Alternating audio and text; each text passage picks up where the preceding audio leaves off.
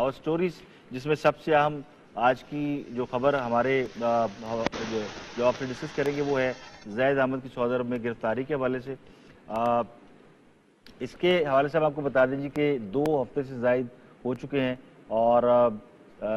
मैंने ये खबर ब्रेक की थी अपने प्रोग्राम में ज़ैद अहमद के हवाले से भी, तो उनके काफ़ी जो दोस्त हैं वो नाराज़ हुए कि जी आप फेक खबरें फैलाते हैं जी। वो तो बिल्कुल ठीक ठाक हैं, लेकिन न्यूयॉर्क टाइम ने भी इस खबर को लिफ्ट किया है और अब उन्होंने इसको वेरीफाई भी किया है। वेरीफाई करने के बाद उन्होंने छापा है और उसकी डिटेल्स भी उन्होंने छाप दी सारी, और उन्होंने कहा जी कि अगर इन पर जुर्म साबित हो गया ब्लास्फेमी का तो इन्हें 8 साल कैद की सज़ा हो सकती है, जबकि कोड़ों की सज़ा भी दी जा सकती है। ज़ैद अहमद के वीज़े की मियाद जो है वो ख़त्म होने के बाद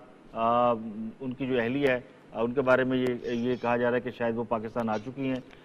वो अपने शौहर की रिहाई के लिए मूवमेंट्स कर रही हैं, लेकिन अभी तक उसमें कोई कामयाबी नहीं हुई। पाकिस्तान में ज़ैद अहमद की गिरफ्तारी के हवाले से चहम गोइयाँ जारी हैं। अगर मेरे प्रोड्यूसर सुन रहे हो तो ज़रा ज़ैद अहमद साहब की फुटेज भी चलाएँ। ISI के साबिक चीफ रिटायर्ड जनरल हमीद गुल ने ये इंकशाफ किया है कि जो लेशेस हैं वो भी उनको मारे जाएंगे और शायद इसकी सज़ा पे अमल दरामद भी शुरू हो चुका है। ये क्या जुर्म था उनका, किस हवाले से उनको पकड़ा गया, कुछ डिटेल्स उन लिखी हैं न्यूयॉर्क टाइम ने। कुछ हमने आपसे डिस्कस की, कुछ आप खुद जाके पढ़ सकते हैं न्यूयॉर्क टाइम की वेबसाइट पे कि उन्होंने क्या लिखा है। उन्होंने ये भी लिखा है कि शायद बहुत सी ऐसी अहादीस या आयात के हवाले से कि उनका तर्जमा शायद वो उन पर इल्ज़ाम है जी कि गलत किया गया। दूसरा ये कि वो सऊदी अरब के जो शाही ख़ानदान है उसके हवाले से बहुत ज़्यादा स्टेटमेंट भी देते रहे और बड़े एग्रेसिव रहे। खास करके सऊदी अरब और यमन की जब कन्फ्लिक्ट हुआ है उस कन्फ्लिक्ट के दौरान उन्होंने UAE की तरफ से जब एक बयान सामने आया कि पाकिस्तान को उस गलती की सज़ा जो है या कीमत अदा करनी पड़ेगी, तो ज़ाहिद अहमद साहब ने उस पर UAE और सऊदी अरब के बारे में खासे सख्त रिमार्क्स किए और यही वजह बनी है उनको वहाँ पे जो है उनको जो गिरफ्तार किया गया। मेरे साथ पैनल में मौजूद हैं सीनियर पॉलिटिशियन है नवीद चौधरी साहब, इनसे हम ज़रा बात करेंगे मुल्क की सियासी हालात की भी, लेकिन यहाँ भी चूँकि एक अहम मामला है ज़ैद अहमद साहब का, वो भी उनसे डिस्कस करेंगे। तारिक मुमताज़ साहब मेरे से मौजूद हैं, शायद तारिक मुमताज़ साहब उस दिन भी हमारे साथ मौजूद थे जिस दिन की खबर ब्रेक हमने की थी, या इनसे डिस्कस इस हवाले से यकीनी तौर पर हुआ है। तो नवीद चौधरी साहब से गुफ्तगू का आगाज़ करूँगा। नवीद चौधरी साहब, ये मामला जो है ज़ैद अहमद साहब की गिरफ्तारी का, बहुत से लोग ये जानते हैं कि ज़ैद अहमद जो है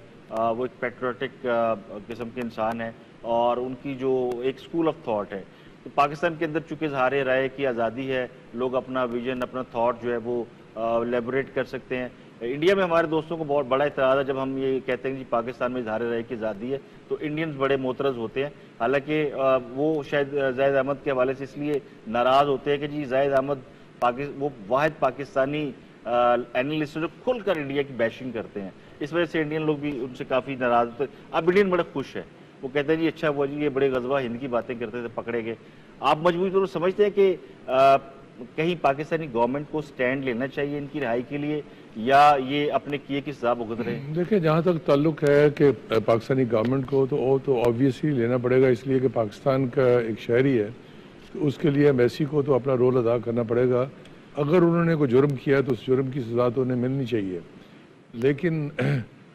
उसको पैरवी करनी और परस्यू करना ये पाकिस्तानी गवर्नमेंट के और एम्बेसी की जिम्मेदारी बनती है एक सिविलियन होने की हैसियत से। अब जहाँ तक ताल्लुक़ है ज़ाहिद अहमद साहब की थीसिस का और उनकी थेरी का, उससे इख्तलाफात हम सबको बहुत ज़्यादा हैं, क्योंकि वो एक अपना डॉक्ट्रिन पेश करते हैं हमेशा और उनका एक अपना मतपा नज़र नुक्ता नज़र होता है। किसी टाइम पे वो बहुत ज़्यादा एग्रेसिव हो जाते हैं, किसी टाइम पे वो किसी और पे चले जाते हैं, तो वो क्योंकि उनका अपना राइट है, जो भी वो कहें, फ़ैसला तो आवाम बेहतर फ़ैसला करती है कि उसमें होना चाहिए कि नहीं। लेकिन मैं समझता हूँ कि जब आप किसी के अंदरूनी मामलात में दखलंदाजी करेंगे तो उसका ना इंटरनेशनल कोई जो ऑर्गेनाइजेशन है या लॉज हैं वो आपको इजाज़त देते हैं कि आप अंदरूनी मामलात में किसी भी मुल्क के अंदर को दखलंदाजी दें। ख़ासकर ये उनका जो एक नज़र था कि यहाँ खलीफा अगर राज होगा और खलीफा आएंगे और कैलिफ की जो कॉन्सेप्ट है वो उनको लेके आना चाहते हैं, और उसके हिसाब से है ठीक है, एक उनका वो अपना मज़हब के हवाले से वो एक अपने नुक्ता नज़र पेश करते हैं, لیکن آج کے دور میں ڈیموکریسی کو جس طریقے سے پوری دنیا کے اندر پذیرائی مل رہی ہے اور خاص کر سعودیہ کے اندر بھی یہ مسئلہ اٹھ رہا ہے، تو اس لیے میں سمجھتا ہوں کہ ایسے موقع پہ آپ ایسی کنٹروورسی میں نہ پڑیں تو زیادہ بہتر ہے۔ اچھا یہ بتائیں طارق ممتاز صاحب، کیا زاہد احمد کے نظریات سے گو جیسا چوہدری صاحب نے کہا بہت سے لوگوں کو اتفاق نہیں ہے اور کچھ ان کی فین فالوئنگ بھی ہے جو ان سے اتفاق کرتے ہیں، تو ڈیفرنٹ مائنڈ کے لوگ ہیں، ڈیفرنٹ سیٹ اپ کے لوگ ہیں، لیکن کیا زاہد احمد اتنی بڑی شخصیت ہے کہ حکومت پاکستان اور سعودی عرب کے تعلقات ان کی گرفتاری کے بعد خراب ہو سکتے ہیں؟ نہیں، بات یہ نہیں کہ اتنا سیریس لینے کی اس کی ضرورت نہیں ہے، پاکستان گورنمنٹ اتنا سیریس نہیں لے گی، لیکن سفارتی سطح پہ نہیں بلکہ اس کے بھی آگے جا بہت بڑے کے اسپوکس مین سمجھے جاتے ہیں وہ میں جو عرض کرنا چاہتا ہوں، ان اداروں کو تو یقینی طور پہ ٹھیس پہنچی ہوگی۔ میں یہ عرض کرنا چاہتا ہوں کہ اگر سعودی عرب ہیروئن کے کیس میں گرفتار 2 خواتین کو رہا کر سکتا ہے تو پھر زاہد احمد نے کوئی بڑا جرم نہیں کیا۔ اگر ادھر بیٹھ کے اس نے یہ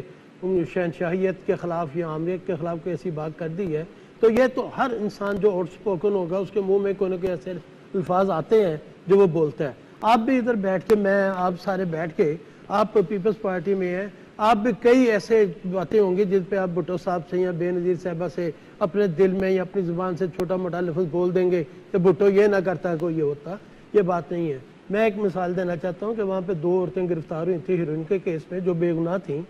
پاکستانی تھیں، پاکستانی ہمارے ہی اخبار نے دن نے ہی یہ خبر بریک کی تھی، اس کے بعد انہوں نے اسے رہا کر دیا تھا کہ اس کے خلاف یہ سازش ہوئی ہے، اس کے بیگ میں یہ چیزیں رکھی گئی ہیں۔ اب زاہد احمد وہ شخص ہے جو محب وطن شہری ہے، یہ تو ایک براہ راست سعودی حکومت پہ میں ایک بات جو کہنا چاہتا ہوں، وہ پکا مسلمان قسم کا آدمی ہے، جس ٹائپ کا وہ اس کا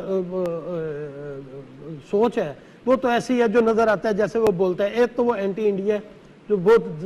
اچھی بات ہے، محب وطن ہے، انڈین بھی اسے سیریس نہیں لیتے، وہ ایک فن ایلیمنٹ کے طور پہ لیتے ہیں، نہیں لیکن اس کی باتیں جو ہوتی ہیں وہ بڑی اگریسو ہوتی ہیں اور وہ میں سمجھتا ہوں کہ وہ اتنا محب وطن ہے جتنے بڑے کم لوگ ہیں، اور پاک فوج کو وہ پسندیدہ شخص ہے، ISI کو وہ پسند ہے، تمام محب وطن لوگ اس کو سن کے اس کی باتوں پہ ان کا اثر ہوتا ہے۔ لہٰذا میں یہ سمجھتا ہوں کہ یہ اعلیٰ سطح پہ سعودی عرب سے بات کی جائے کہ جناب آپ مہربانی کریں، وہ آؤٹ سپوکن ہے، اس کی معافی کریں اور اسے واپس ہمارے پاس بھجوا دیں۔ ایسے کئی معاملات ہیں ہمارے برادرانہ تعلقات ہیں سعودی عرب سے، ہم کوئی ریکویسٹ کر سکتے ہیں۔ ریکویسٹ کرنی چاہیے چوہدری صاحب یا سعودی سے ڈیمانڈ کرنی چاہیے؟ دیکھیں پہلی بات تو یہ ہے کہ جیسے طارق صاحب نے ابھی کہا کہ وہ شاید ISI کے پسندیدہ ہے یا فلان، میں سمجھتا ہوں ہمیں ایسے الفاظ نہیں یہاں